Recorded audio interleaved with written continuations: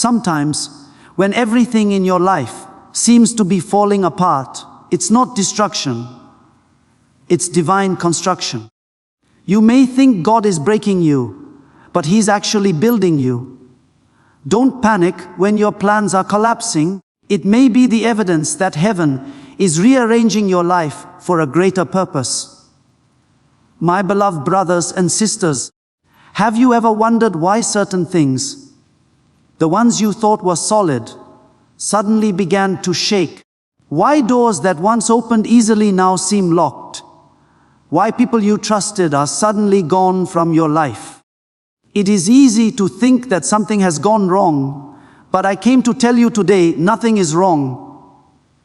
Something divine is happening. When God begins to rearrange your life, it doesn't look like a miracle at first. It looks like a mess. But in the realm of the Spirit, He is shifting, removing, and repositioning everything so that your destiny can align with His greater plan. Stay with me today, because before this message ends, you will not only recognize the signs of God's rearrangement, you will learn how to walk through it with peace, faith, and divine confidence. When God begins to rearrange your life, the first thing He often does is remove the lesser so that He can reveal the greater. This is one of the most difficult truths to accept because human nature clings to what is familiar. We hold on to the people, the habits, the places, and even the positions that make us feel secure. Yet, in the spiritual realm, there comes a time when the comfort of yesterday becomes the enemy of tomorrow's destiny. God cannot fill a vessel that is already full of what He did yesterday. He cannot pour new wine into old wineskins, because the old structure cannot handle the weight of the new blessing. When Abraham lived in Ur of the Chaldeans, he had comfort, wealth, and familiarity. But when the voice of God came and said, "Leave your country, your people, and your father's household to the land I will show you," that voice disrupted everything he knew. God did not tell him the full plan. He simply said, "Go." That is how divine rearrangement begins, with a command that challenges your understanding. The lesser had to be left behind before the greater could be revealed. If Abraham had refused to move, he would have remained successful, but he would have missed his significance. Many times, we pray for enlargement, yet resist the emptying that must come before it. We cry out, "Lord, use me mightily," but when He begins to take away relationships that drain us, jobs that limit us, or opportunities that no longer serve His plan, we panic. We call it loss, but heaven calls it making room. God cannot reveal the greater until you release the lesser. Sometimes He has to allow discomfort to push you out of places you would never leave by yourself. Look at the story of Gideon. He gathered an army of 2,000 men to fight the Midianites. From a human point of view, he needed every soldier. But God looked at that crowd and said, "You have too many." What a strange thing to say in the face of battle. Yet the Lord told Gideon to send home anyone who was fearful. 22,000 men left. Then He said, "There are still too many." And after another test, only 300 remained. Imagine Gideon's heart as he watched 9,700 soldiers walk away. It must have looked like failure. But God was not reducing him to weaken him. He was reducing him to refine him. The lesser was being removed, so the greater could be revealed. Not greater in number, but greater in power, greater in faith, greater in glory. If you have ever felt like God is subtracting from your life, perhaps you have been looking at it the wrong way. What if subtraction is His method of multiplication? What if what you call losing is actually Him making space for something beyond your imagination?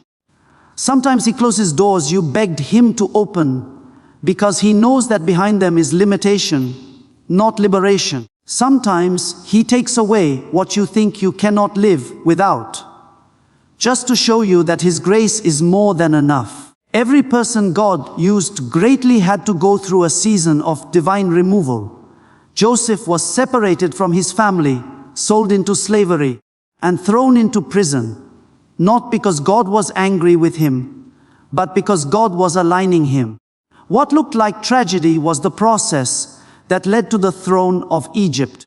David was anointed as king, but had to leave the palace and hide in caves before he ever sat on the throne. Each loss carried a lesson. Each removal carried revelation. Each separation carried strength. When God removes something from your life, He never does it without purpose. Sometimes He removes people, not because they are evil, but because they cannot walk with you where you are going. The conversations that once inspired you may start to drain you, because your spirit has shifted dimensions. You begin to notice that some friendships are built on the level of your struggle, not your purpose. When you begin to rise, those relationships no longer fit. God's rearrangement may look like rejection, but it's actually His protection. It is painful to watch the lesser go. It hurts when what was once a blessing starts to feel like a burden. But the spiritual principle remains. Before every elevation, there is separation. You cannot carry Egypt into the promised land. You cannot enter the new season holding on to the baggage of the old one. The Lord said to Lot and his family, "Flee and do not look back." But Lot's wife turned around, longing for what she left, and she turned into a pillar of salt. Frozen in a moment, she refused to release. When you keep looking back, you become stuck. When you refuse to let go, you delay what God is preparing ahead of you. There are times when God will remove even the good so that He can release the best. Sometimes the very thing that was an answer in one season becomes an obstacle in the next. The manna that once fell from heaven eventually stopped when Israel entered the promised land, because they were now meant to eat the fruit of Canaan. What sustained you yesterday may not be enough to carry you today. God removes the old provision so that you will trust Him for a new one. This divine rearrangement also applies to your inner life. God will remove mindsets, fears, and patterns that cannot survive the new level of purpose He is calling you into. You may find that the things you once tolerated in yourself are now unbearable. That's not guilt, it's growth. The Spirit of God is pruning your character, cutting away pride, doubt, and complacency.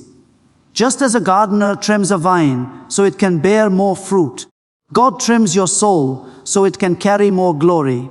It feels painful because He is touching what is attached, but He is not destroying you.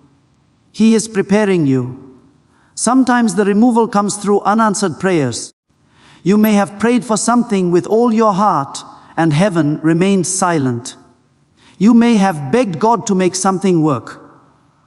A relationship, a business, a plan, and instead, He allowed it to collapse. Do not misinterpret silence as absence. God's no is often His way of saying, "I have something better." The door that slammed shut might have saved your destiny. The delay that frustrated you might have been divine mercy, keeping you from premature success that your character could not sustain. There is also a mystery in timing. God never rearranges too early, but He never waits too late. When He removes the lesser, He already has the greater in motion. You may not see it yet, but heaven is not improvising. There is a sequence to your story, and the author of your life has not lost the plot. While you are grieving what you lost, He is preparing what you will gain. You must learn to trust His hands even when you cannot trace His plan. When a sculptor begins to chisel away at a block of stone, it looks like destruction to the untrained eye. But the artist knows that every strike is shaping something beautiful within. God's removal is not random, it is precise. Each loss is calculated to reveal a deeper layer of His purpose in you. When you surrender to this process, you will begin to see the pattern. The more you release, the more peace you gain. The tighter you hold on, the more painful it becomes. God cannot reveal the greater until you make room for it. Your heart, your schedule, your relationships, and even your dreams must have space for the new thing He desires to do. Many people miss divine opportunities because they refuse divine interruptions. They cling to the last season, trying to resurrect what God has already buried. But the Spirit says, "Do not mourn over what I have removed, for what is coming is far greater than what was lost." The oil will not flow until you stop holding on to empty jars. The rain will not fall until you let go of the clouds that have already passed. When God begins to remove the lesser, it will often feel like your world is shrinking. But in truth, He is expanding your foundation. He is stripping away everything that is not aligned with His calling. Every divine removal is a revelation that you are being prepared for something you cannot yet see. The pruning is proof that you are still connected to the vine. And if you stay connected, you will understand that what God takes away today is only clearing the ground for what He will plant tomorrow. When God begins to rearrange your life, one of the clearest signs is divine disruption. He interrupts the ordinary flow of your plans, not to destroy them, but to direct them. Human beings crave comfort. We build routines, schedules, and habits around what feels predictable. Yet, comfort rarely produces character, and predictability rarely births purpose. Destiny is almost never born in a place of ease. Every person God has ever used for His glory has walked through moments when the ground beneath them shifted unexpectedly, when the plan they trusted collapsed, and when the path they thought was certain suddenly disappeared. These disruptions are not evidence of God's absence. They are evidence of His involvement. Consider Jonah. He had his own plan, his own route, and his own reasoning. When God told him to go to Nineveh, he decided to head in the opposite direction, toward Tarshish. He thought he was running away from a difficult assignment, but in reality, he was running into divine disruption. The storm that came upon his ship was not sent by the devil. It was sent by God. Sometimes we blame the enemy for storms that are actually orchestrated by heaven to redirect us. Jonah's storm was mercy in disguise, a divine intervention to stop him from wasting his destiny. If the storm had not come, Jonah would have continued in rebellion, comfortable in his disobedience, confident in his escape. It was the storm that forced him into surrender. Many people pray for God's will but resist the very shaking that brings it. You ask for divine purpose, but when He begins to disrupt your comfort zone, you call it attack. You say, "Lord, make me useful." But when He moves you out of environments that limit your growth, you cry, "Why me?" The truth is, disruption is heaven's language of transformation. God will disturb your plans before He delivers your promise. If He doesn't shake you, He cannot shift you. When the nest becomes too soft, the eaglet will never learn to fly. So the mother eagle begins to remove the feathers, exposing the thorns beneath, forcing the eaglet to spread its wings. Likewise, when God wants to elevate you, He allows the soft places of your life to become uncomfortable so that you can stretch your faith and learn to soar. Disruption also exposes dependence. As long as life goes according to your plans, you rely on your own wisdom. You trust your job, your relationships, your abilities, your routines. But when God allows everything to shake, you are forced to find out what cannot be shaken. Disruption brings revelation. It reveals what your faith is truly built upon. When the disciples faced the storm on the Sea of Galilee, they panicked because their security was in the boat, not in the Master who was with them. They forgot that the one who slept through the storm had authority over it. When Jesus stood and rebuked the wind, he was not just calming the sea, he was calming their hearts. He was showing them that divine disruption is not meant to destroy, but to deepen trust. There will be times when you feel like everything familiar is being rearranged. People will walk away. Opportunities will dry up. Your plans will no longer work. These moments are not punishments, they are invitations. God is saying, will you trust me when you can't trace me? Will you follow when the map no longer makes sense? In the shaking, He is not trying to confuse you. He is trying to clarify your purpose. What you lose in stability, you gain in spiritual sight. What you lose in comfort, you gain in calling. We must learn to see divine disruption as spiritual surgery. When a surgeon cuts into a patient, it looks violent, even painful. But the purpose is to remove what is harmful and restore what is healthy. Likewise, when God disrupts your life, He is cutting away attachments, habits, and dependencies that would poison your future.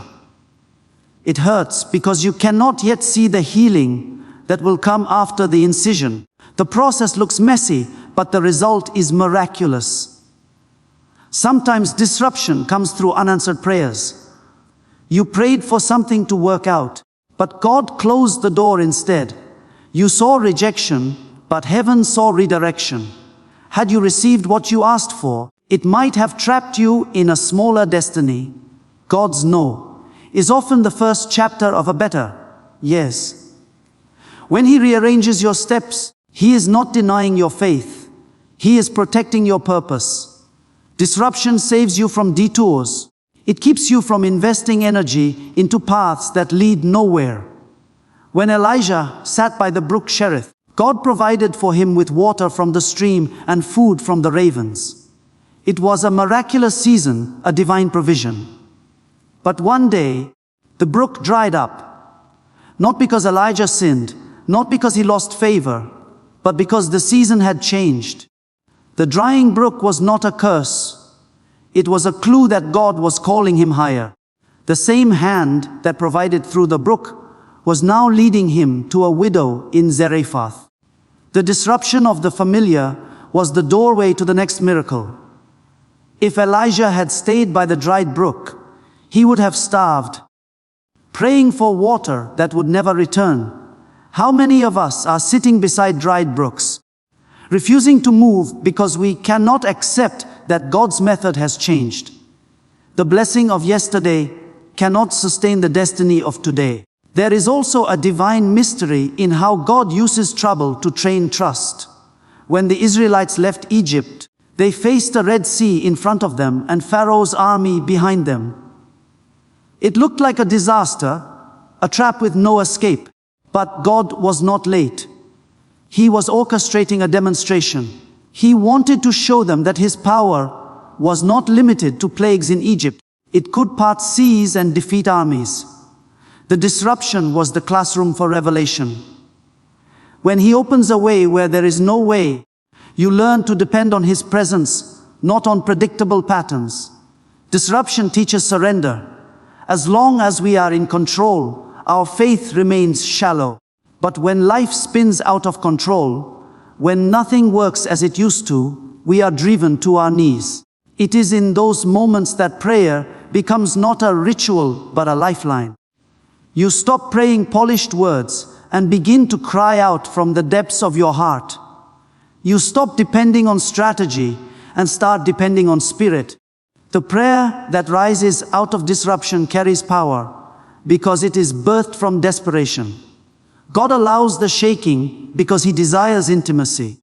He would rather have your heart in chaos than your comfort in complacency. Every divine disruption is designed to reveal a deeper dimension of who God is. When your plans fall apart, you meet Him as the planner. When your resources dry up, you meet Him as provider. When your strength fails, you meet Him as sustainer. Each disruption becomes a revelation of His nature. That is why, even though the process feels painful, it is sacred. It is the proving ground of faith. We often pray, Lord, let your will be done, without realizing that His will might undo everything we built in our own strength. His will might move us away from the people we thought we needed, from the routines we thought were permanent, and from the identities we built around success. Divine disruption dismantles false foundations. It strips away every source of pride until Christ alone remains as the anchor of your soul.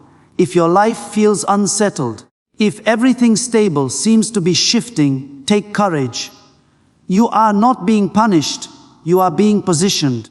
The same God who stilled the storm for the disciples is steering the course of your destiny. The waves are not a sign that He has left the boat. They are the proof that He is taking you to the other side. Every shaking carries a seed of purpose. The ground may tremble, but the roots of faith grow deeper in the shaking. God does not rearrange through comfort. He rearranges through disruption. Because destiny cannot grow where everything is predictable. It grows where faith must walk, where obedience must lead, and where surrender must reign. When God begins to rearrange your life, He does so not just to test you, not simply to remove or disrupt, but to prepare you for a greater kingdom assignment. Every divine rearrangement has purpose behind it, and that purpose is always connected to calling. God never wastes seasons, and He never wastes pain. The delays, the disappointments, the closed doors, the betrayals, all of them are ingredients in the preparation for what He has designed you to carry. When you understand this, you stop asking, "Why me?" and begin to ask, "What are you shaping in me?" Because preparation is never punishment, it is positioning. Think about Joseph. His life looked like a story of endless setbacks. Sold by his brothers, thrown into a pit, sold as a slave, falsely accused, and imprisoned. From the outside, it looked like God had forgotten him, but in truth, every step was divine arrangement. The pit humbled him.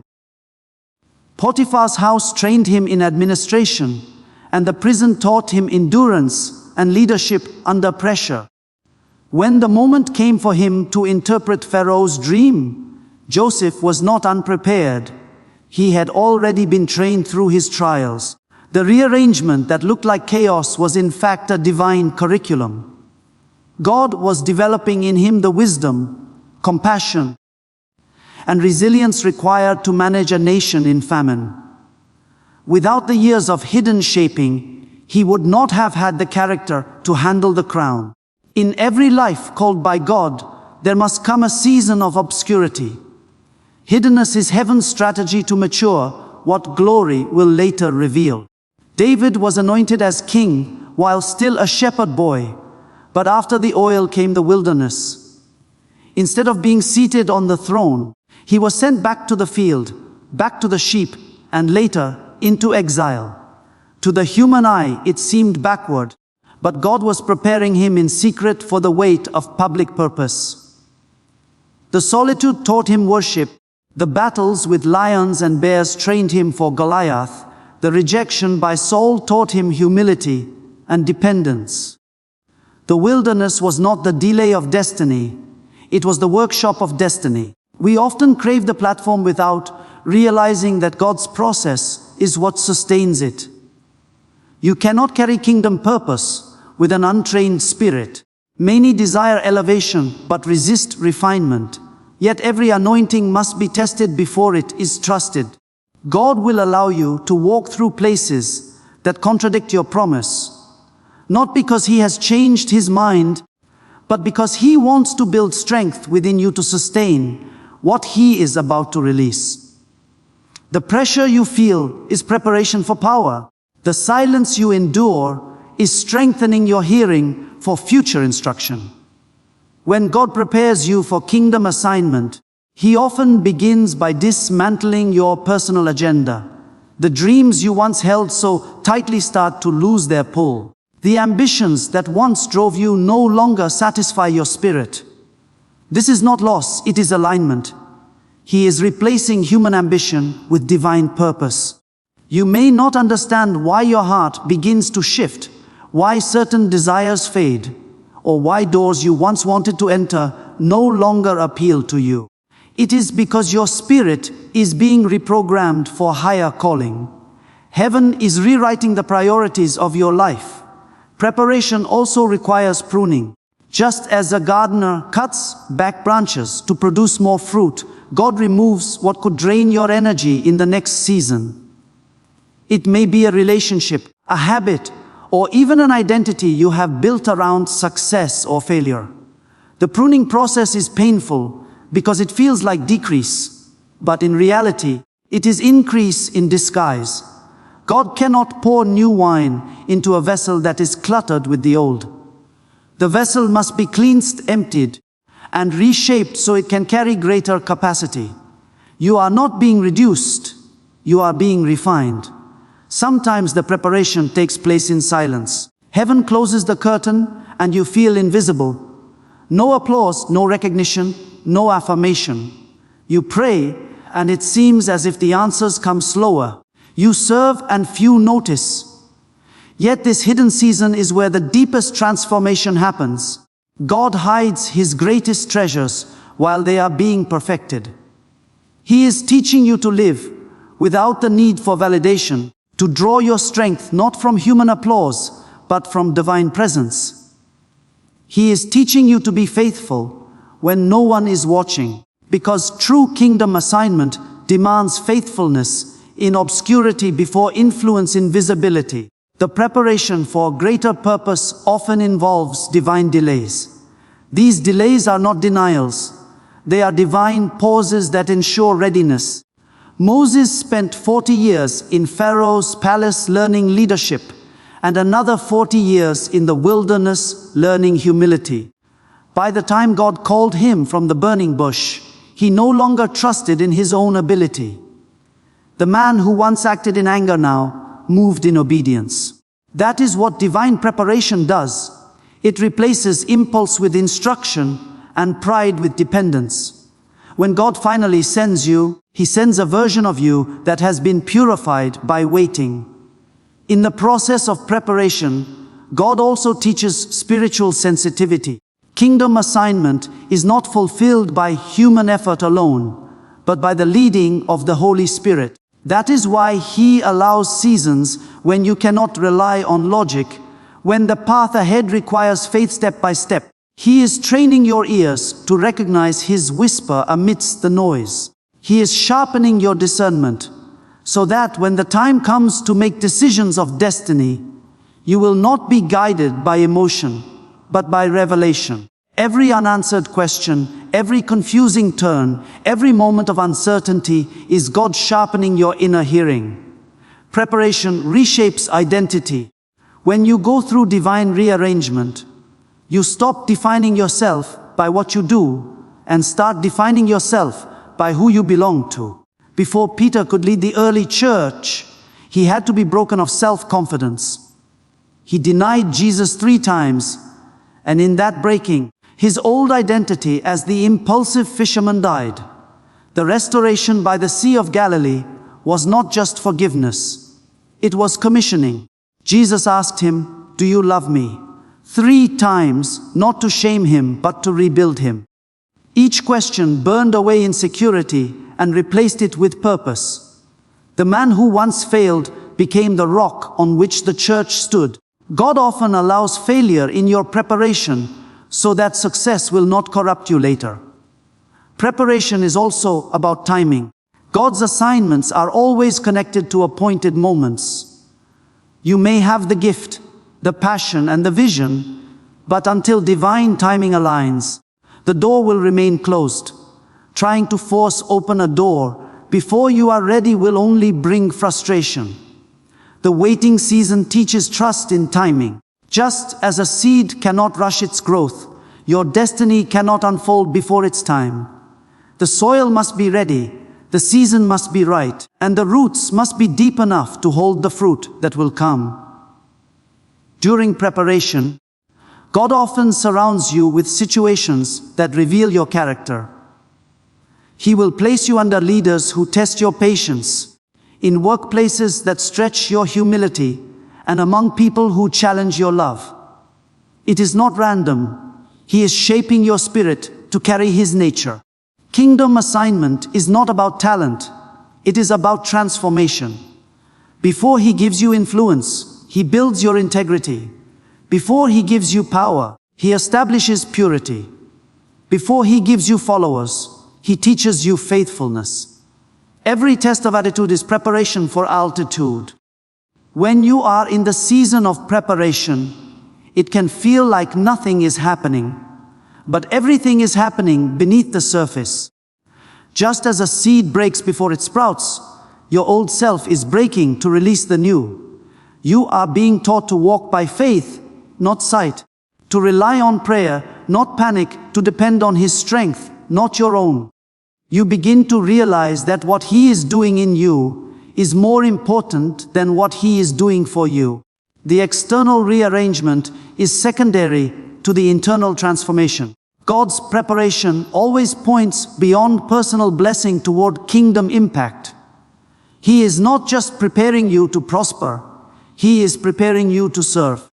The blessing is not the end, it is the tool. The wealth, the influence, the skill, the platform, these are instruments to reveal His glory. When you are truly prepared, you no longer say, "Lord, bless me," but, "Lord, use me." You stop chasing success and start pursuing significance. You understand that purpose is not about being seen, but about being sent. The rearrangement is not about making your life comfortable, but about making your life useful for His glory. When you begin to see your pain through the lens of preparation, gratitude replaces resentment. The tears you shed were not wasted. They watered the ground of your future. The nights of loneliness, the days of confusion, the seasons of silence, all were shaping you into a vessel fit for kingdom use. You start to recognize that everything God removed, everything He disrupted, and everything He delayed was part of the process of positioning you for a divine assignment that carries eternal weight.